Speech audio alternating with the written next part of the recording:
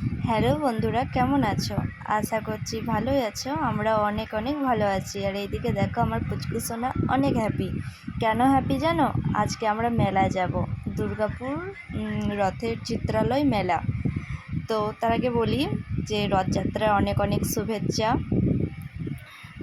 চলো আমরা আজকে মেলায় যাব। তো আমি রেডি হয়ে নিই, তারপর বলছি।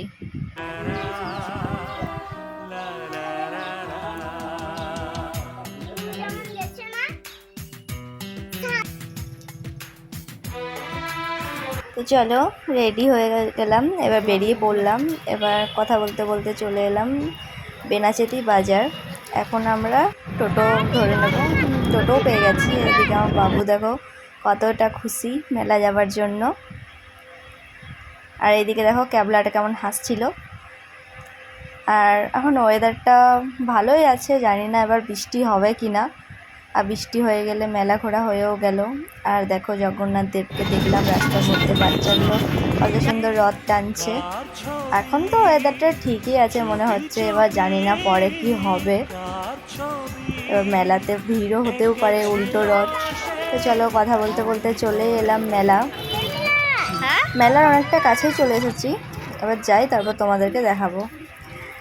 বলো তো, এই খেলাটা কেউ খেলেছো ছোটোবেলায়? কিন্তু এটা তো আমি মিস করতে জানি না, কিন্তু দেখলাম ভালো লাগছিলো, ওই জন্য ছোট্ট একটা ভিডিও বানিয়ে নিলাম। চলে এলাম মেলাতে।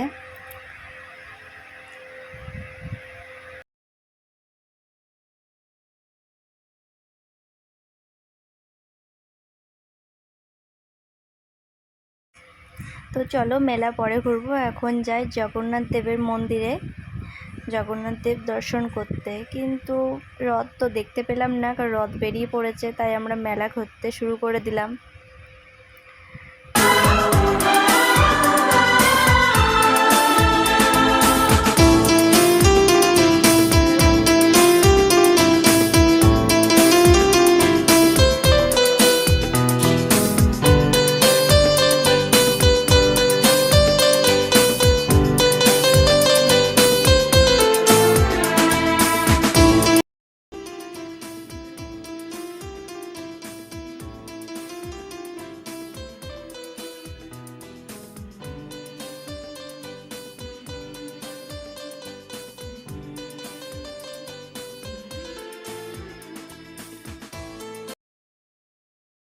তো মেলা ঘুরতে ঘুরতে বৃষ্টি চলে এলো।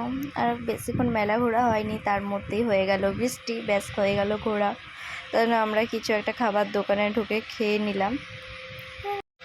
তারপর বৃষ্টিতে ঘুরে ঘুরেই মেলাটা ঘুরছিলাম। কি আর করব, কিছু তো আর করার নেই। কিন্তু ঘুরতে ঘুরতে অবস্থা খুবই খারাপ হয়ে গেছিলো ভিজে ভিজে। ওই জন্য ভাবলাম আর না ঘুরে এবার যাব বাড়ি। টাটা।